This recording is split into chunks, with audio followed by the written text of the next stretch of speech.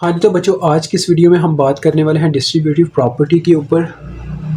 तो बच्चों देखें डिस्ट्रीब्यूटिव प्रॉपर्टी में असल में होता क्या है, डिस्ट्रीब्यूटिव प्रॉपर्टी हमारा काम क्या है आसान कर देती होती है, ठीक है। ये बच्चों ये इस तरह से वर्क करेगी जैसे कि आपको याद होगा कि मैंने आपको जो प्रीवियस लेक्चर में लीनियरिटी के बारे में बताया और इससे प्रीवियस चैप्टर के अंदर मैंने आपको लीनियरिटी की एक प्रॉपर्टी पढ़ाई थी, एडिटिविटी,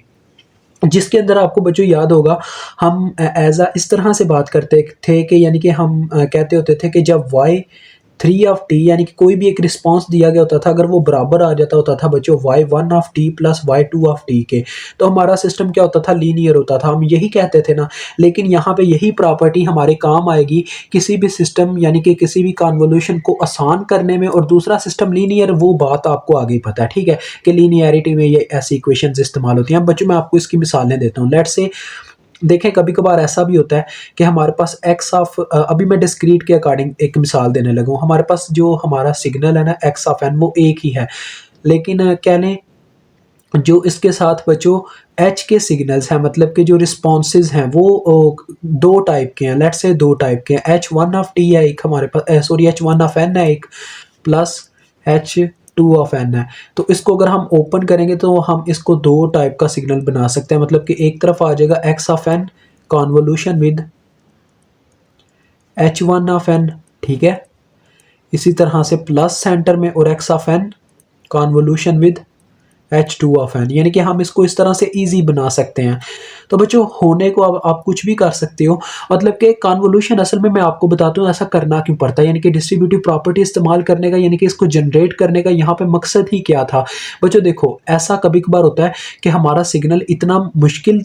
तौर पे एक्सप्लेन किया गया होता है कि हम उसको इकट्ठा नहीं उसके अंदर कन्वोल्यूशन कर सकते, मतलब कि उसको एक साथ कन्वोलेट नहीं कर सकते, यानी कि उसको कन्वोल्यूशन में करना भी, और उसमें ये प्लस का फंक्शन भी कहने के करना। अब देखो पहले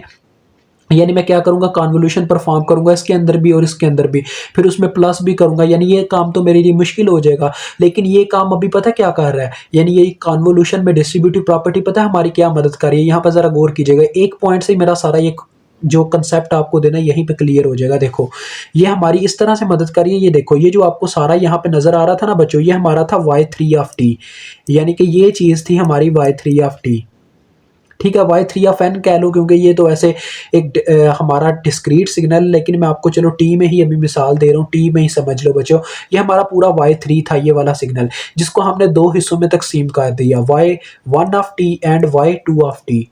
ठीक है बच्चों। तो लिहाजा अगर मैं इन दोनों सिग्नल्स को अलग-अलग फाइंड आउट करके जब जमा कर दूंगा ना, यानी कि एक साथ इकट्ठा कर दूंगा, फिर ये जो सिग्नल आएगा वो मेरी टोटल आउटपुट होगा। दैट इज द मेन कह लें कि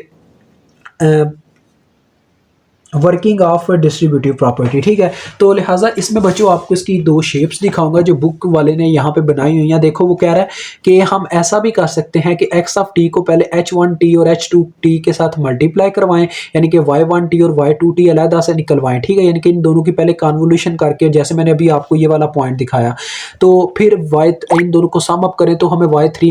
थ्री ऑफ टी मिल जाए। बच्चों ये वाई थ्री है, ठीक है, इसने वाई ऑफ टी कहा हुआ है, तो वाई ऑफ टी वैसे आपको पता ना जनरली हम Y of T find out कर रहे होते हैं, that's why Y of T ही कहता है। उसके बाद देखो बच्चों वो कहता है ऐसा भी हो सकता है कि हम पहले क्या करें, y one of t plus y two of sorry H one of t plus H two of t, यानी कि जो आपका रिस्पॉन्स होता है उसको पहले उन दोनों को मतलब कि आपस में जमा कर लें, फिर एक्स ऑफ टी के साथ उसकी कन्वोल्यूशन करवाएं, उसके सम की कन्वोल्यूशन करवाएं, तो फिर हमें डायरेक्ट ही वाई ऑफ टी मिल सकता है। लेकिन आपको जो इजी लगता है आप उसको यानी कि फॉलो कर सकते हैं। देखिए ये नीचे उसने दोनों मतलब कि इक्वेशंस लिखी हुई हैं जो मैं बात कर रहा हूँ। देखें